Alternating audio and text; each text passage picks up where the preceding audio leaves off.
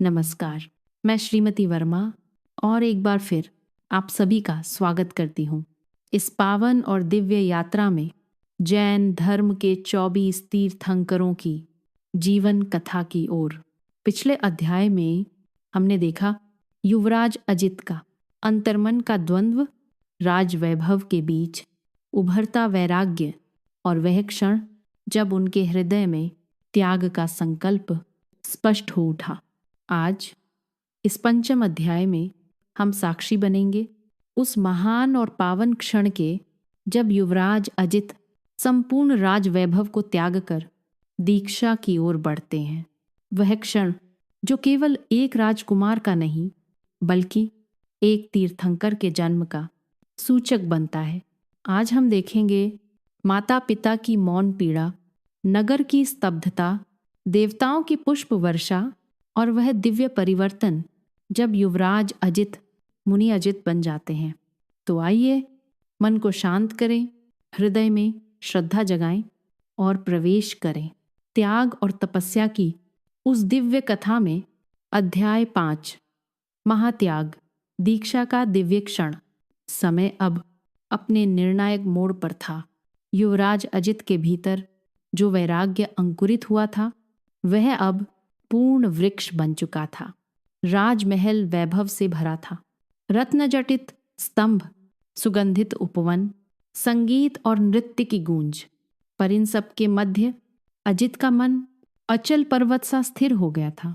उनकी आंखों में अब कोई आकर्षण नहीं था, न स्वर्ण का, न सत्ता का, न यौवन के उल्लास का। उनके भीतर केवल एक पुकार थी, मुक्ति।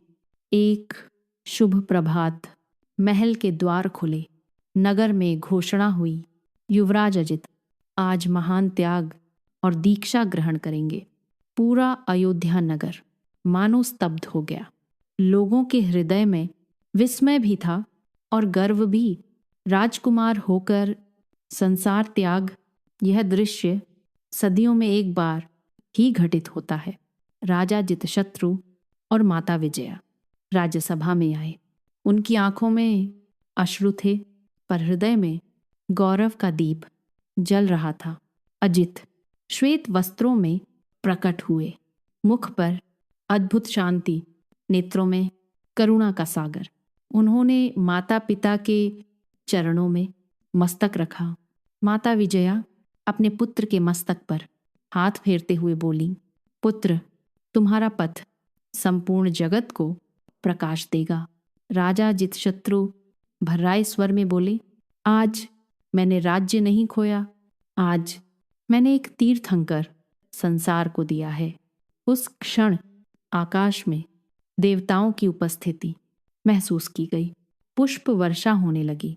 मंद पवन सुगंध लेकर बह चली, मानो प्रकृति स्वयं इस त्याग का वंदन कर रही हो। युवराज अजित धीरे धीरे राजवैभव से आगे बढ़े, रत्नों से जड़े, मुकुट को उतारा, भूषित आभूषण एक एक कर त्याग दिए। वह देह जो कभी राजसी वैभव से सजी थी अब त्याग की ज्योति से दीप्त हो उठी। उन्होंने केशों का मौन त्याग किया और उस क्षण उनका नाम युवराज नहीं रहा, वे बन गए मुनि अजित। अब उनके चरणों में धरती थी, सिर पर आकाश। न कोई राज्य, न कोई अधिकार, केवल आत्मा की यात्रा। मुनि अजित ने शांत स्वर में कहा, आज से मैं किसी का शासक नहीं, सभी का सेवक हूँ। मेरा धर्म अहिंसा है, मेरा पथ आत्मबोध है और मेरा लक्ष्य मोक्ष है। नगर के लोग नेत्रों में अश्रु लिए नतमस्तक हो गए। वे समझ गए आज एक राजा नहीं, एक युग जन्म ले रहा है। मुनि अजित ने पीछे मुड़कर महल की ओर नहीं देखा, क्योंकि अब उनका मार्ग बाहर नहीं, भीतर की ओर था, आत्मा के अनंत आकाश की ओर। धीरे धीरे वे नगर की सीमाओं से आगे बढ़ गए और उनके साथ चल पड़ी करुणा, संयम और मोक्ष की अनंत साधना।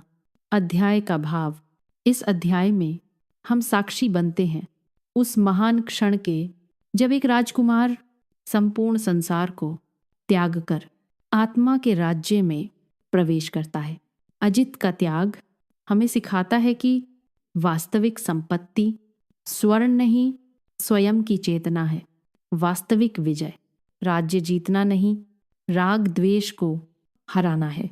यहीं से आरंभ होती है एक तीर्थंकर की साधना यात्रा जो आगे चलकर संसार को मोक्ष का पथ दिखाएगी।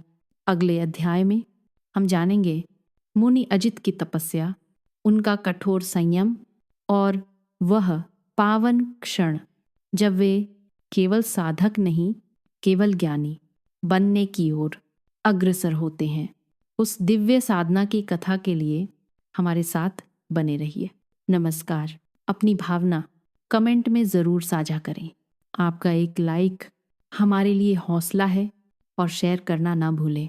हमारे साथ इस सफ़र में बने रहें। चैनल को सब्सक्राइब ज़रूर करें। दिल से धन्यवाद।